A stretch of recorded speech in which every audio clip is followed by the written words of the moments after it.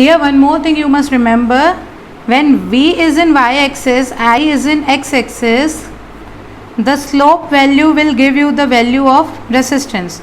But if the graph is inverted, like I am taking I on y-axis and V on x-axis, so this graph will give you the value of conductance G.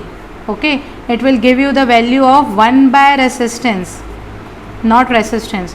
When the graph is inverted, you will get the value of conductance and not of resistance.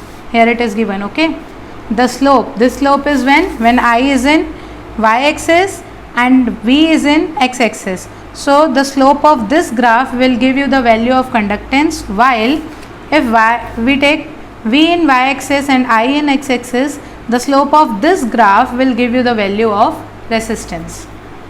Then moving on, here it is the experimental verification of Ohm's law. You will do it in experiments.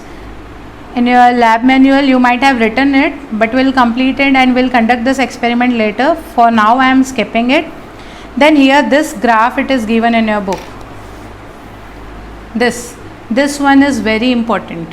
Okay, here V is in y-axis and I is in x-axis. There are two conductors A and B, and both these conductors are at different temperatures, temperature T1 and temperature T2, and it is given that T1 is greater than T2.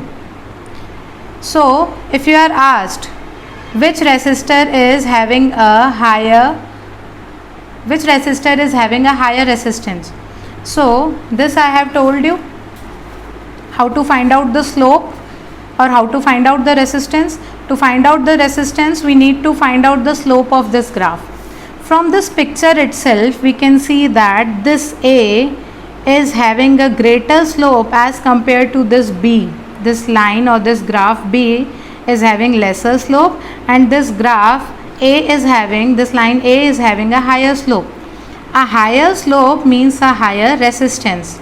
Okay, and also we have studied that the more is the temperature, the more is the resistance. So if you are asked whether resistor A or B is having higher resistance, any resistor which is having greater slope in terms of graph, that resistor will be having higher resistance.